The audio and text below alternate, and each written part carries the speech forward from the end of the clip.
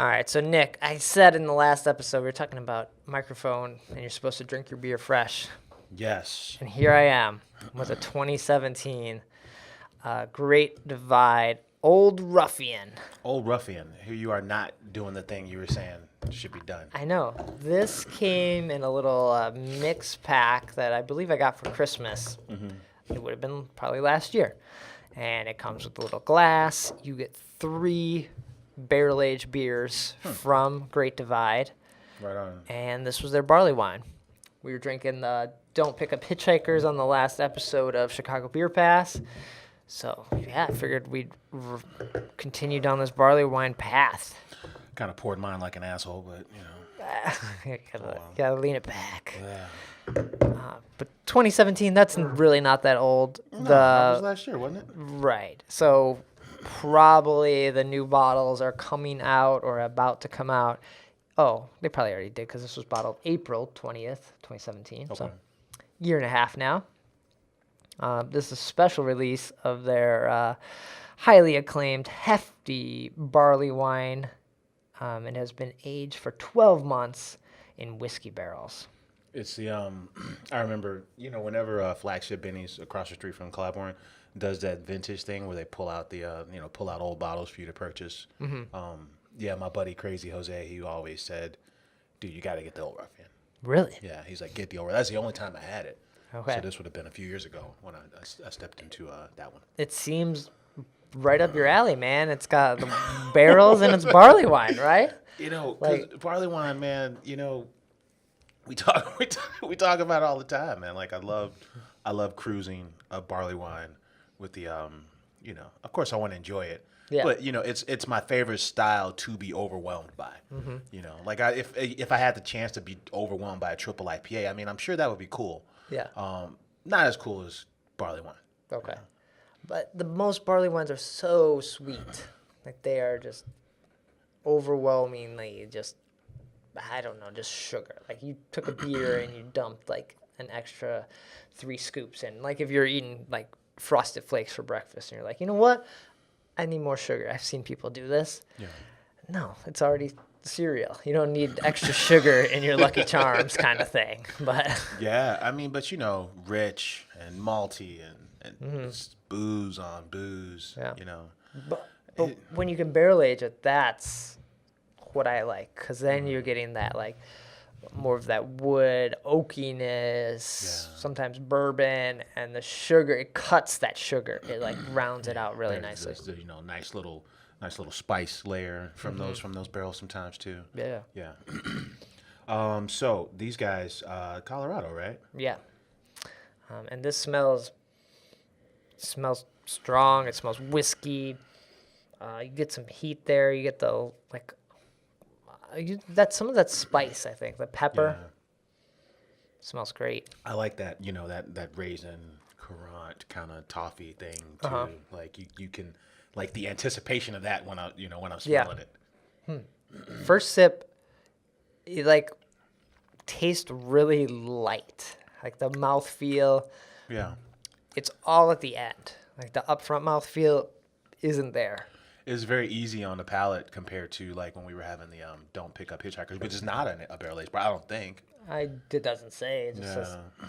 autumn spiced. So,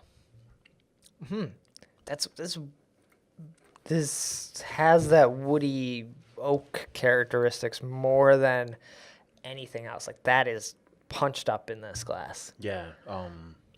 Like sometimes I've had like beers that are really like hopped with like herbal hops that kind of taste like that, but mostly that taste comes from like something that sat in oak. Those are like oak tannins, right? Yeah. Yeah. How do you feel about this? It's not meeting that overwhelmingness that you would usually see from barley wines.